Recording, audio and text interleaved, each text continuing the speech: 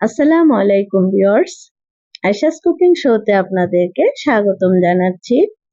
আজ আমি বিকেলে চায়ের সাথে খাওয়ার জন্য খুবই মজার একটি নাস্তার রেসিপি আপনাদের সাথে শেয়ার করব।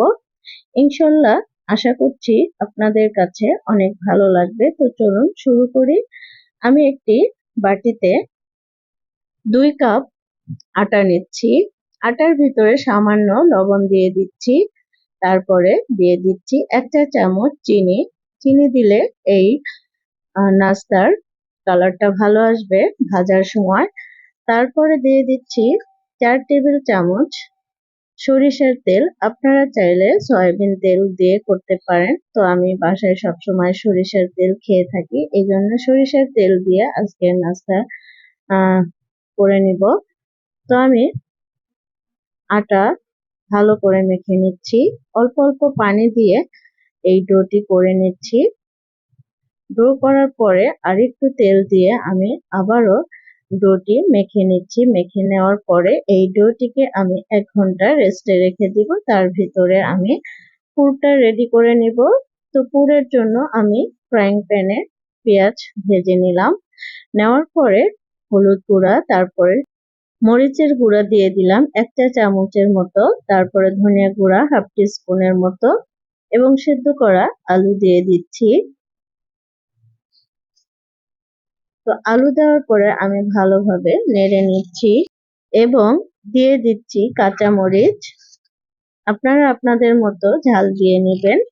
তো আমি আবারও ভালো করে নেড়ে সামান্য একটু পানি দিয়ে দিলাম যাতে মশলা আলুর সাথে লেগে যায়।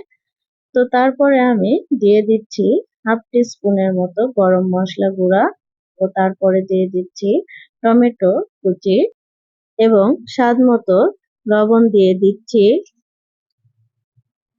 লবণ দিয়ে কিছুক্ষণ রান্না করে নিব। নামানোর আগ দিয়ে আমি ভাজা জিরার গুঁড়া দিয়ে দিলাম 1/2 টিস্পুনের মতো। এবার আবারও ভালো করে নেড়েচেড়ে আমি এই পুরটিকে নামিয়ে নিচ্ছি। এরপরে ফিরে আসলাম ডোর দিকে। ডোটি অনেক সফট হয়ে গেছে দেখুন। তো আমি আবারও একটু মথে নিচ্ছি। মথে নেওয়ার পরে আমি ছোট ছোট করে লেচি কেটে নিব। দেখুন এরকম। তো হাতের ভিতরে নিয়ে গোল শেপ দিয়ে দিচ্ছি। এরকম করে আমি সবগুলো লিচি কেটে নিব। তো আমি একটা লিচি বেলে নিচ্ছি, ছোট রুটি করে নিচ্ছি। তো আমি এখানে 3টা রুটি নিয়েছি, তারপরে ছুরি দিয়ে 4 কোনা করে কেটে নিয়েছি। আর কাটা অংশগুলো আমি নিমকির মতো কেটে ভেজে নিব পরে। এবার আমি একটা নাস্তা আপনাদেরকে দেখিয়ে দিচ্ছি। আমি রুটির উপরে পুর দিয়ে দিলাম, তারপরে পানি দিয়ে দিচ্ছি। পানি না দিলে নাস্তাটি খুলে যাবে ভাজার সময়।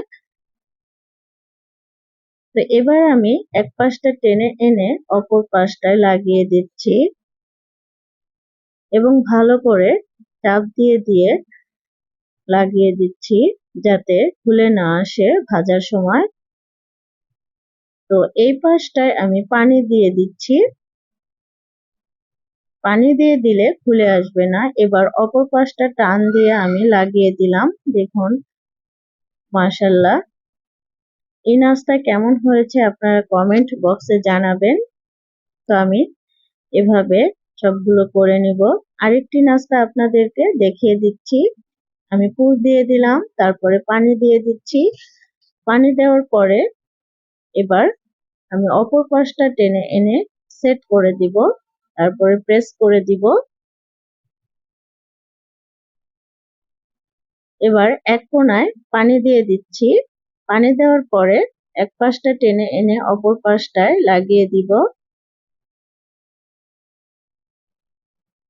এভাবে আমি সবগুলো নাস্তা করে নিব। দেখুন মাশাআল্লাহ। তো ভিউয়ার্স, আমি সবগুলো নাস্তা রেডি করে নিয়েছি দেখুন। এবার আমি এই নাস্তাগুলো ভাজবো।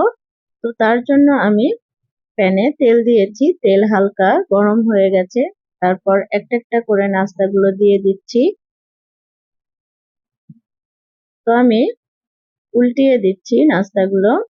আমি চুলার হিট একদম লোর চেয়ে একটু বেশি বা মিডিয়ামে রেখেছি। এটা মিডিয়াম হিটে ভাজতে হবে, কারণ হাই হিটে ভাজা যাবে না, তাহলে কালার ভালো আসবে না বা মুচমুচে হবে না ভালো করে। তো ভিউয়ার্স, আমার নাস্তাগুলো হয়ে গেছে, এবার আমি উঠিয়ে নিচ্ছি। এভাবে আমি সবগুলো নাস্তা ভেজে নিব। তো আমার সবগুলো নাস্তা ভাজা হয়ে গেছে, আমি কিচেন টিস্যুর উপর রেখে দিচ্ছি যাতে তেল শুষে নেয়। তো ভিউয়ার্স, হয়ে গেল আমার বিকেলের নাস্তা। তো আপনারা বাসায় ট্রাই করবেন, দেখবেন ছোট বড় এই নাস্তাটি অনেক পছন্দ করবে ইনশাল্লাহ। আপনারা গেস্ট আসলেও এই নাস্তাটি রেডি করে দিতে পারেন। তো আমি একটি নাস্তা আপনাদেরকে ভেঙে দেখিয়ে দিচ্ছি ভিতরে কেমন হয়েছে। দেখুন, মাশাআল্লাহ অনেক ক্রিস্পি হয়েছে। আমার বেবিরা তো অনেক পছন্দ করেছে। তো ভিউয়ার্স, আমার চ্যানেলে যারা নতুন এসেছেন প্লিজ সাবস্ক্রাইব করে পাশে থাকবেন, আর যারা ফেসবুক থেকে দেখছেন প্লিজ পেজটি ফলো করে দিবেন। আসসালামু আলাইকুম, আল্লাহ হাফেজ।